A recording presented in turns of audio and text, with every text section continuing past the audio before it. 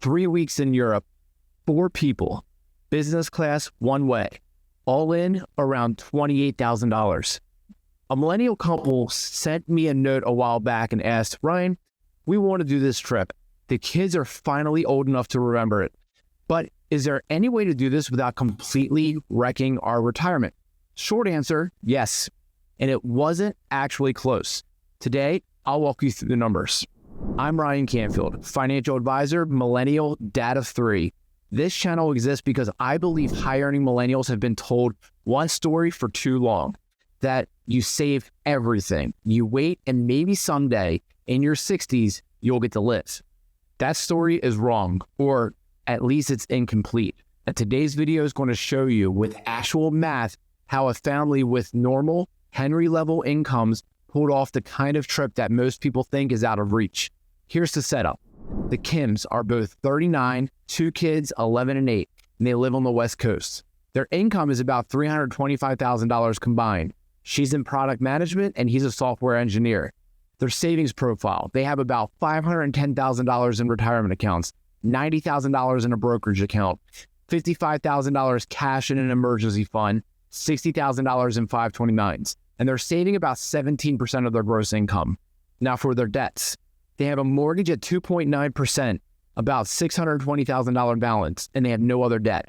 They're a pretty typical dual income Henry household, not rich, not behind, doing fine, wanting something that doesn't feel tight. When they came to me, the spreadsheet level question was, can we afford it? But the real question underneath was different. The real question was, are we allowed to? Every advisor, every financial influencer, every personal finance article they'd ever read had trained them to feel that a $28,000 vacation was irresponsible. It was reckless. That you were supposed to drive to grandma's house this trip, save the money, and thank yourself later. That advice is not wrong for everyone. It's wrong for the Kims. And here's how I knew. I ran the numbers. Before we talk about opportunity cost, let's talk about funding, because this is where people jump to conclusions. When most people hear $28,000 trip, they assume it means $28,000 out of retirement savings or $28,000 off a future investment balance. Almost never true. Here are the 4 ways a family like the Kims actually funds this kind of thing. 1, a dedicated experience sinking fund. Some families, the ones who have figured this out, set up a separate savings account every January that is specifically for a once-a-decade family trip. They contribute monthly, and they don't touch it. Over 3 or 4 years, you can build up $20,000 to $30,000 without even noticing. 2, redirecting existing discretionary cash flow. The Kims looked at their spending and found around $900 a month in things that didn't really matter to them.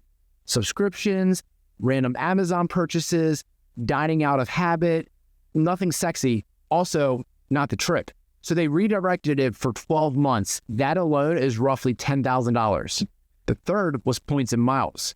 This is not financial advice. This is a legitimate strategy for high earners who already have big monthly spending running through personal and business cards. Business class tickets to Europe can be acquired through points and miles programs for a fraction of their cost. Depends on timing, program, and planning. The Kims use this to cover the flights outright. They paid roughly 10% of cash price out of pocket on the flight side. 4, targeted brokerage withdrawal. They also pulled some money from the brokerage account, and a brokerage account is there for things like this. It's your flexible, liquid, long-term bucket. Pulling from it is not a retirement problem. Pulling from retirement accounts before retirement age is a different conversation with different tax implications. When you actually stack these 4 together, the impact on long-term retirement accounts is often much smaller than the sticker number of the trip. Okay, so what's the real long-term cost? The Kims' incremental spending above their normal family budget came out to about $18,000, not $28,000. The other $10,000 was money already in motion. $18,000 if hypothetically invested at 7% for 26 years until their target retirement date would theoretically grow to about $108,000. That's illustrative, not a projection. Does $108,000 change their retirement? No. The current retirement trajectory at their current savings rate and balances projects into multi-millions. $108,000 off that number is statistically a wobble. But they also, after the trip, bumped their savings rate by 1%. That 1% over the remaining saving years more than replaces the compounded cost of the trip, mathematically speaking. Net effect on retirement age, essentially zero. Now, I want to be clear. These are illustrative projections, not guarantees. Markets can vary and your situation varies, but the math, as math, is not close. So here's what actually happened. They took the trip. They came back with 4,000 photos, 2 kids who are still talking about Rome a year later, and a marriage that had 3 weeks of actually being present with each other instead of running kids' logistics. The retirement projection barely moved. Their savings rate went up, not down, because the trip forced them to look at their spending honestly for the first time in years. Here's the bigger thing I took from their story. They didn't take the trip despite being responsible with money. They took it because they were responsible with money.